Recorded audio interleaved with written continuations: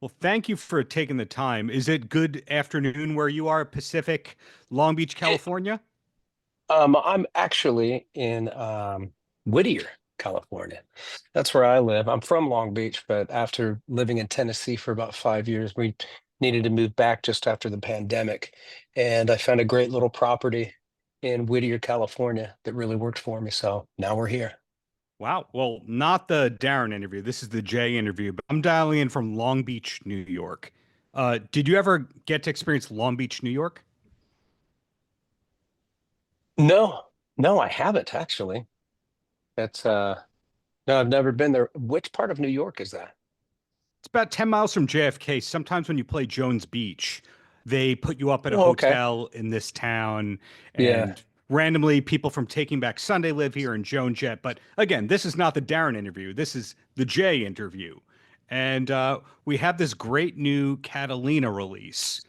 When was that actually done? Because I know there's such a thing as tracking, but then there's also artwork and mastering and all sorts of prep otherwise.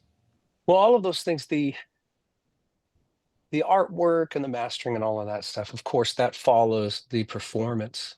I Hmm. think pulling things together and getting all of the logistics in line in order to be able to do it in the first place was quite a feat. Hmm. And I believe, goodness, was that in? 2021. Yeah, well, no, but I think it was May, um, possibly April, that we were over there, and Hmm. it was quite a feat because there was so much gear to get over there, and Hmm. all of the logistics. The team that we had together at that time really did a great job at facilitating all of the minutia, and getting all of the clerical things together, and so that we could just show up and play, you know. And the film team and everybody that made it possible. It's really great to work with, but we wanted to we really wanted to do some sort of a live stream performance Hmm. for everyone because as you remember during the pandemic everyone was doing like living room concerts and these Yeah. different things, and Scott and I had talked a lot, and we just wanted to make sure that we were offering something that had a good production value, that had a look to it, and that was, that felt more like a concert, like you were actually seeing something. um Sure. and I think it's great that everyone was trying to put on concerts for their audiences, just to try to connect everyone in a very dislocated time. But so getting out there to record it, choosing a destination to do this at, of course, we looked all around Long Beach, um, looking for good places to do it. And there just wasn't, the Queen Mary had just been bought again, Yes. the great ship that's as Long Beach as you can get, for us. And so we knew that the Queen Mary was off limits because that would have been a home run, of course. But immediately I thought um, about the casino in in Catalina, out on the Mhm. island there, because I had gone there as a kid, and just seeing that casino immediately, even though I didn't even have a band yet, but just thinking, man, it'd be so great to have a concert there, to play a show in that place because it's so beautiful. And when that was presented as an opportunity, it was like, perfect, done. Let's do it. Well, Long Beach question for you because you mentioned the Queen Mary. I've had the pleasure of going to that. But all those the islands with the derricks, with the decorative palm trees that are really just oil drilling, was that one Yeah. of the considered places that you could do the gig? No, that's a good question though. Um, no, there isn't really a facility out there that would be that would have that sort of a scope, you know, because you need a lot of room for all the camera operators Sure. and all of that. But there was no because I had thought about this too, you know, um, off of Belmont Heights and Belmont Shore and everything, Yeah. just all those small islands right there. Um, but no, they just didn't offer the iconography that I thought was appropriate for the live stream. a follow-up to the whole Catalina thing. I realize that it's a major destination for people in LA and Long Beach and surrounding areas. But for us East Coasters, I think the first time we really heard about Catalina Island was the movie Step Brothers, the whole Catalina wine Of mixer. course, the Catalina wine mixer. Yeah. So was that part of why this destination was chosen, that everyone now knows the Catalina wine mixer? Actually, no, that's a fair question though. I think that growing up in Southern California, Catalina Island is it's like a paradise that's just a short boat ride away. Hmm. When for all of the people, watching or listening here, when you haven't been to Catalina, Catalina Island definitely has a Southern California feel to it. It Hmm. still feels like California, but it also feels like you could maybe be off the coast in Greece or something like that because you can't see the mainland and the water's just a little bit cleaner, the air is a little bit sweeter, and you know that you're on an island. And I think that for people, when you grow up in Southern California, Santa Catalina Island is such a destination that is so it's just got a mystical and like very far away quality to it, even though Hmm. it's not very far away. And I think that it's kind of like what would you say? It's kind of like when you're in Southern California, it's like the affordable Hawaii or something like that. It's something Yeah. exotic to go to. Here on Long Island, I guess you could say it's like Fire Island, where it's its Right. own Right. Yeah, I could destination of see that. sorts. Yeah. Sure. But back to you and what's going on. So this is a release that's looking back a few years, and it's great that you have the rights and the intellectual property to put out your COVID repertoire. But what's coming up for Rival Sons? Are we allowed to know, or is it in a writing cycle right now? But we're really in writing cycle is the big one. That's the largest thing.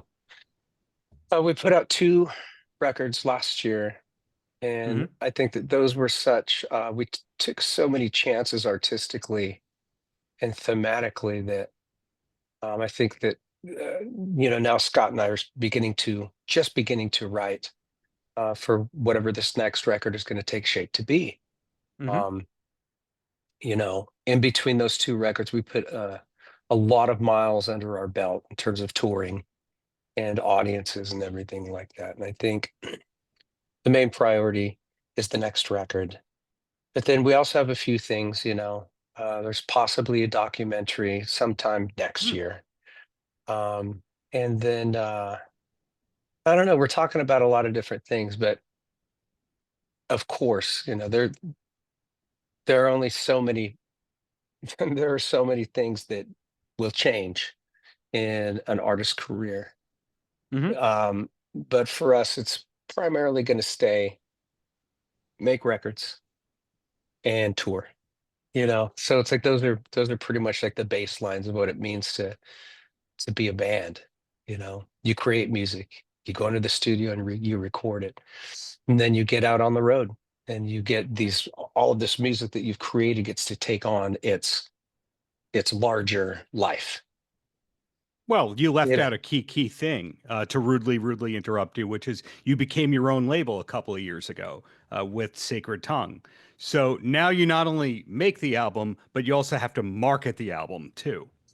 right. Well, we're not exactly sure whether this next album we haven't made the decision whether or not to release this next Rival Sons album on our own label. And Hmm. the label is called Sacred Tongue Recordings. And that name comes from a song on our EP, a song called Sacred Tongue. Hmm.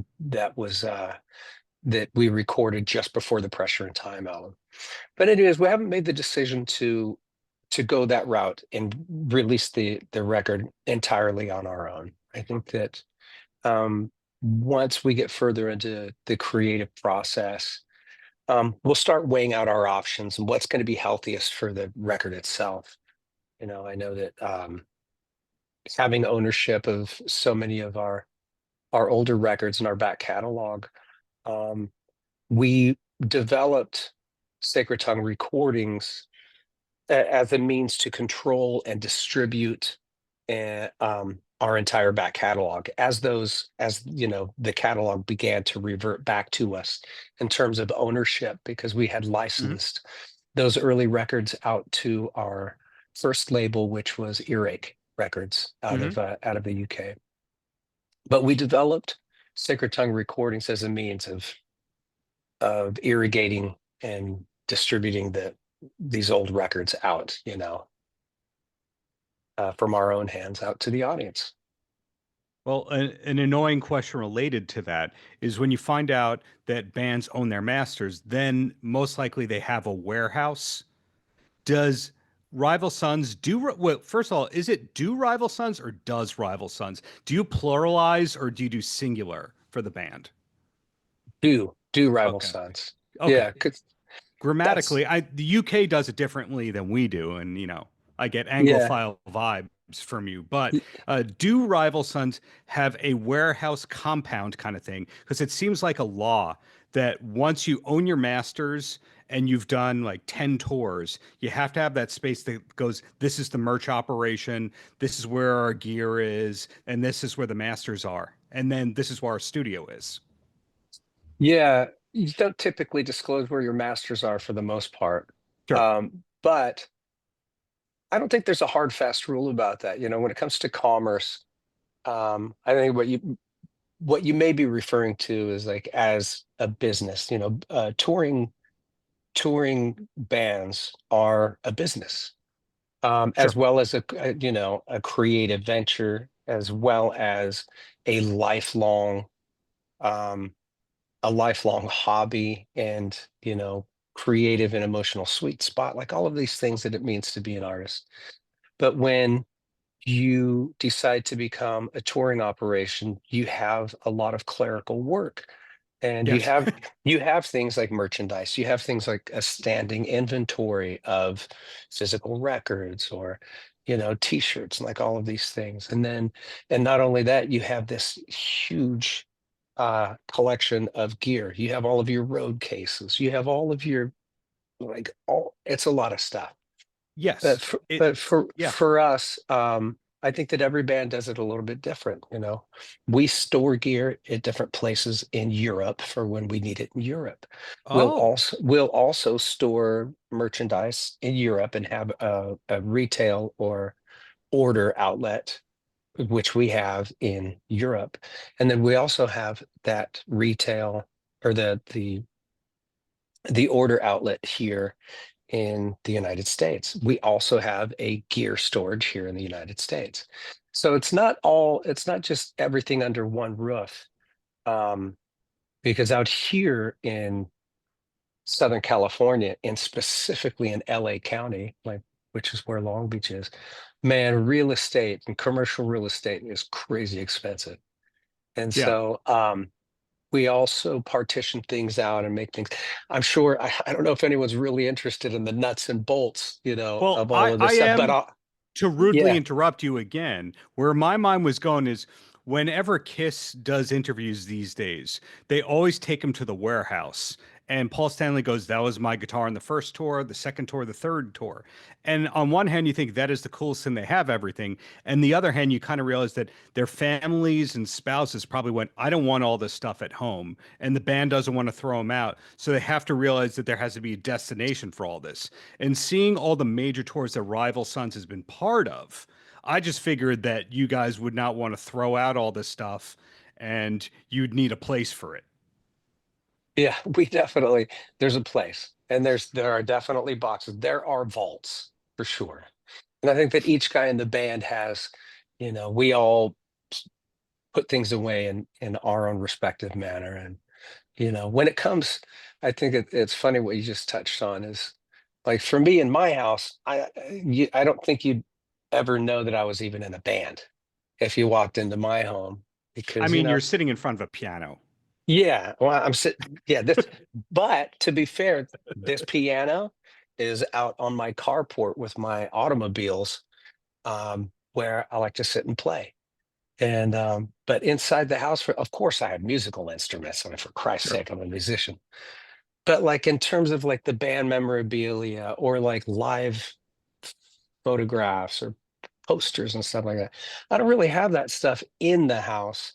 Um, as much as like I am so thankful for what I get to do for a living, and I'm so thankful to have a life and a lifestyle that is Mhm. tethered to something so beautiful, to music and Sure. performing live music and writing and the whole thing.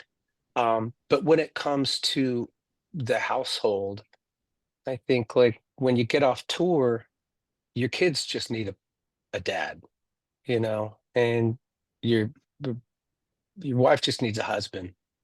Yeah. And it's like I think that I'm very conscious of treading lightly when it comes to status like that, because you don't want your kids to grow up in a shadow. You don't want to Mhm. you don't want to cast a large shadow like that, um, because I want them to have their own identities. I don't want them to grow up feeling like they have to measure up to whatever I'm doing. That'll come later. Well, two quick questions and then I'll let you go. And Sure. first one is, your band has managed to maintain mystique all these years in a good way. So we don't really know much about you beyond the music. But when you're not busy with the touring and you're not busy with the family, what is the number three, or what's the main outlet for your time? Oh, for me,